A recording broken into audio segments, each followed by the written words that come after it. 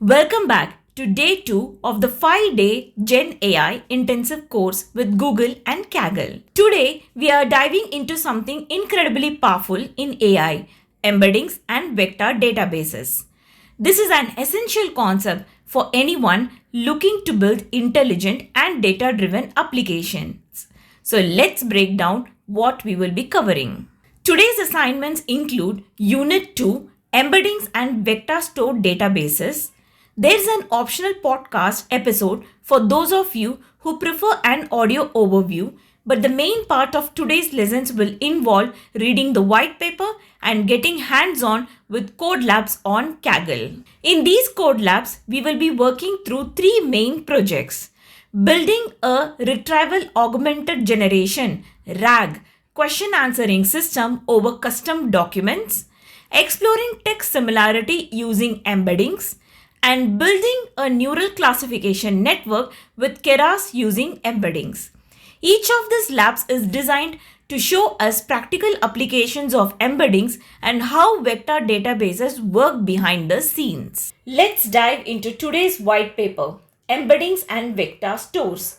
This paper gives us an in-depth look at embeddings, those powerful representations that makes it possible to unify different types of data like text, images, and even structured information into a common vector space.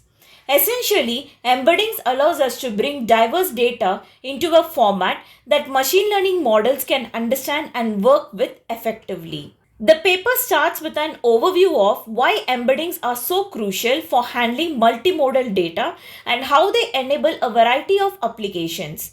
It covers different types of embeddings from text embeddings like word and document embeddings to image and structured data embeddings and even graph embeddings. Each of these types has specific techniques for mapping data into a unified vector space, and the white paper walks us through them in detail.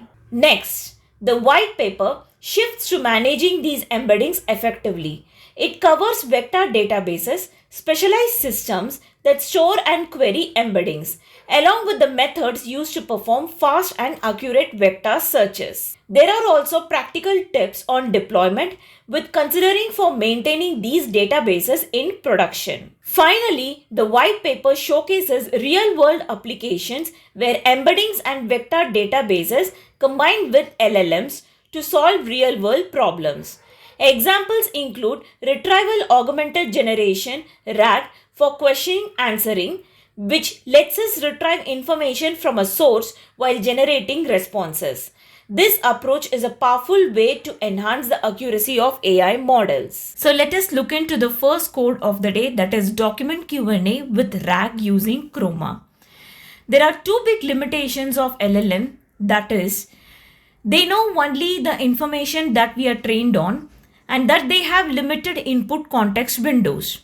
So a way to address these limitations is using the technique called as retrieval augmented generation called as RAG.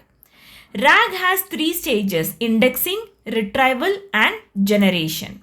Indexing happens ahead of time and allows you to quickly look up at the relevant information during your query time. So let us first do the setup. We have to install the Chroma DB and then set up the Gemini API Python SDK. You will be receiving an error, so don't worry about it. These are the indications that some of the packages are not installed properly and it is not recoverable for you to move ahead with this practical. Next, you have to import the necessary libraries for applying this generative AI.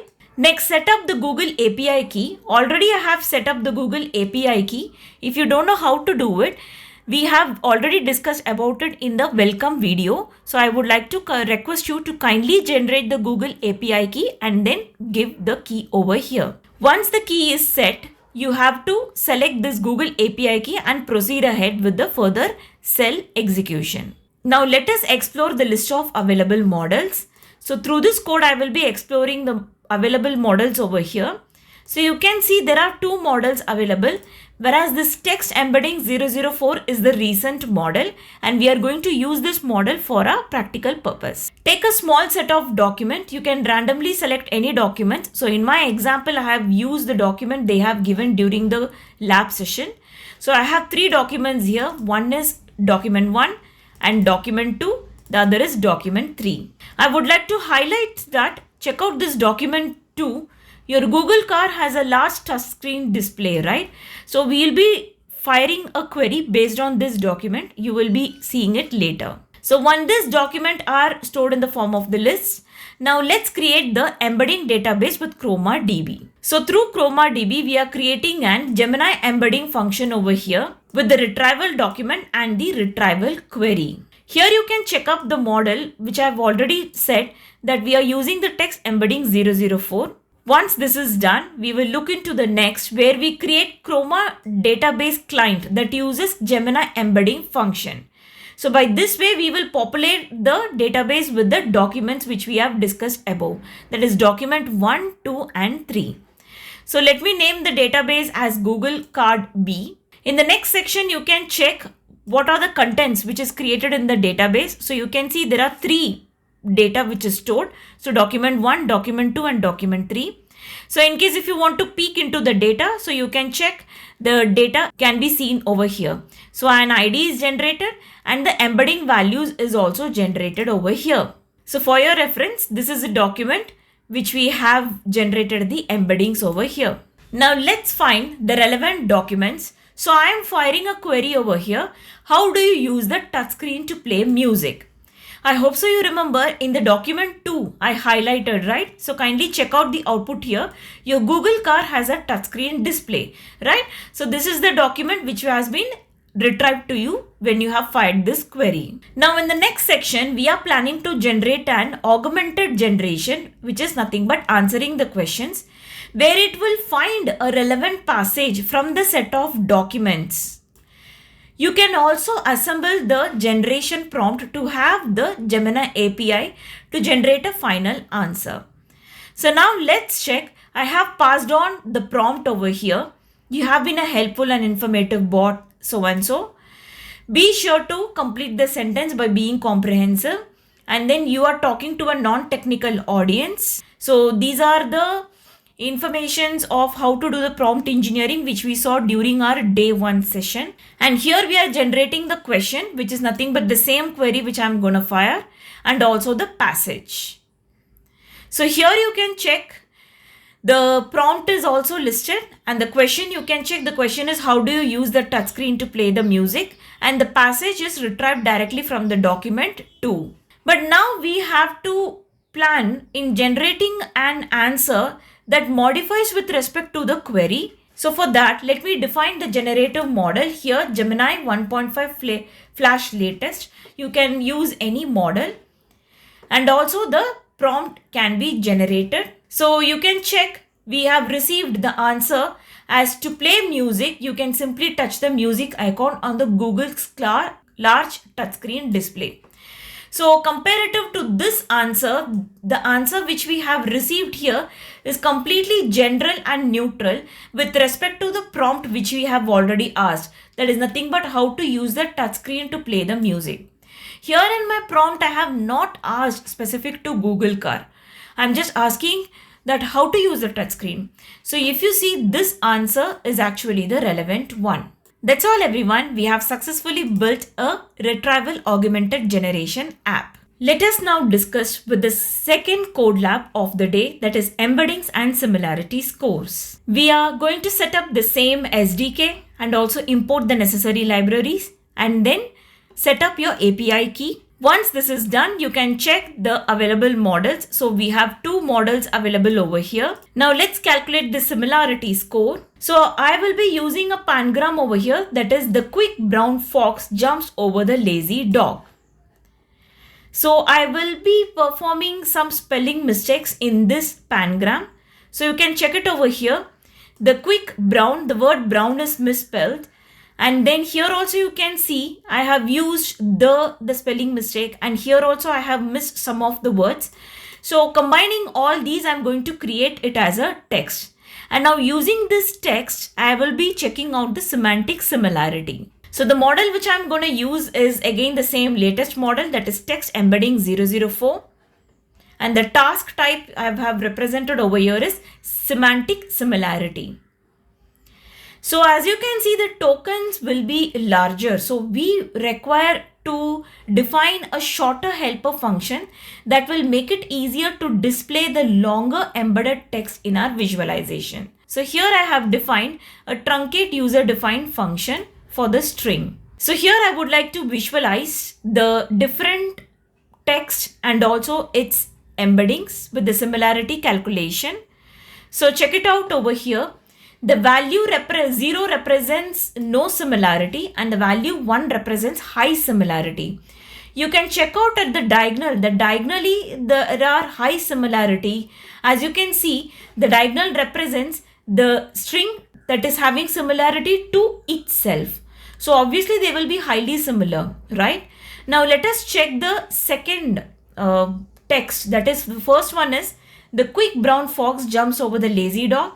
And here check out the quick R brown, that is the brown is misspelled over here. Fox jumps over the lazy dog. So if you check, the similarity is somewhere nearer to 1. So obviously their two statements are highly similar. Just the word brown is misspelled. And you can see there is a text in German.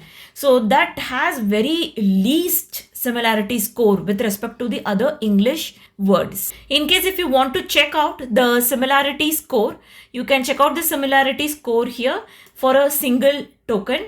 So I am checking the similarity score of this token against the other tokens. So as you can see, the same text will have high similarity score. So we will ignore it. Let us check the other statement where only the word brown is misspelled. You can see it has 97% related score. Whereas the least score can be checked during over here this German text, which is only just 47%. That's all everyone. We have successfully explored the embeddings of our own datasets. Let us look into the third code for the day, that is classifying embeddings with Keras and the Gemini API. Install the SDK and import the necessary libraries and also set up your Google API key. Here we will be using a dataset, the 20 news groups text dataset, which contains 18,000 news group posts on 20 topics divided into train set and test set. So this is the information with respect to the 20 news group text dataset. As you can check it over here, this is the 20 categories which we have obtained from that specific dataset. So you can see there are some computer related informations, miscellaneous, and some informations with respect to sports and also science and also with respect to religion and some data with respect to politics. So you can check it over here. We have imported the train and also the test set from the news groups data. So these are some of the target names which you have already seen. Now I would like to show you a sample training set. So check out over here from the news groups train. I am showing the first sample. So you can check out, we have the from mail, the subject and also some of the posting information in case if there is any organization and also the lines. And this is the subject of the message. So before going ahead, we have to do certain data pre-processing stage. We have to remove informations like the names and the email address. So we have designed a user-defined function that is pre-processed news group row, where we are extracting the email data and also stripping up the unnecessary names which is addressed in the data. And then we have done a pre-processing news group data where we put all the remaining data points and the class names into the data set. So once this is done, the train set is assigned to this pre-processing stage and also the test set is also assigned to the pre-processing stage where the email address and other names will be removed. So this is the sample information. You can see only the text information is stored along with the label and also the label generated for the respective class name.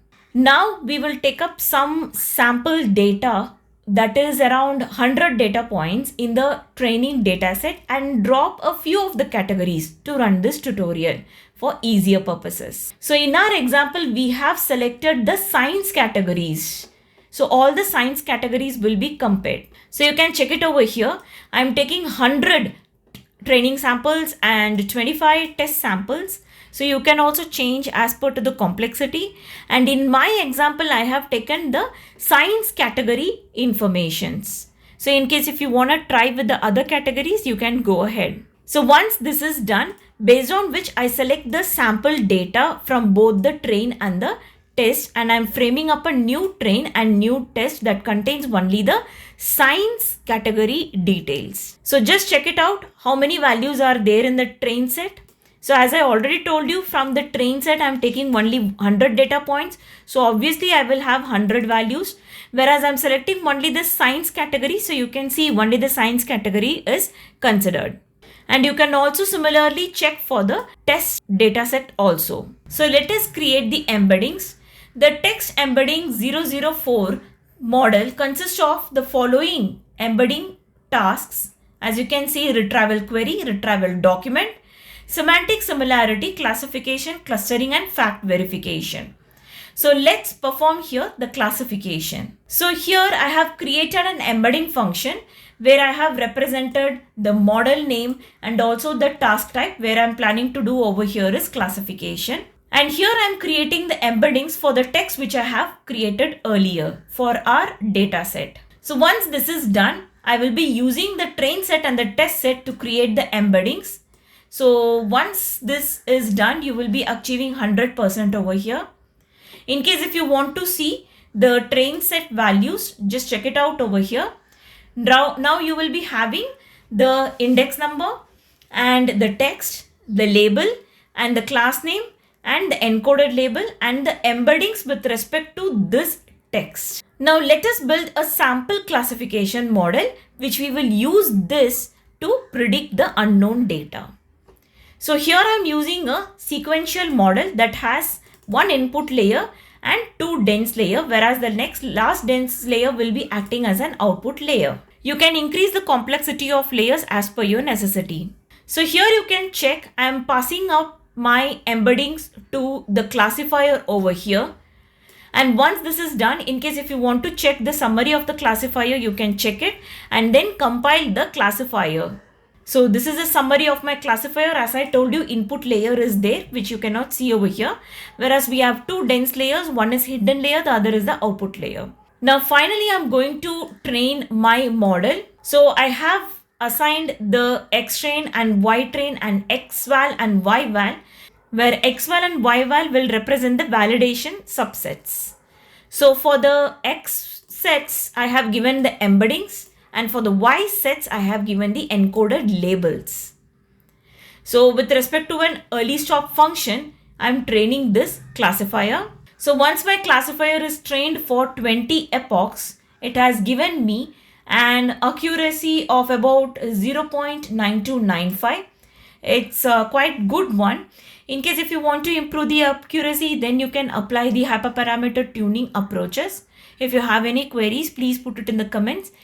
I will be much privileged in helping you with what is hyperparameter tuning. So now my model is performing very well. Now my final task is to do a custom prediction.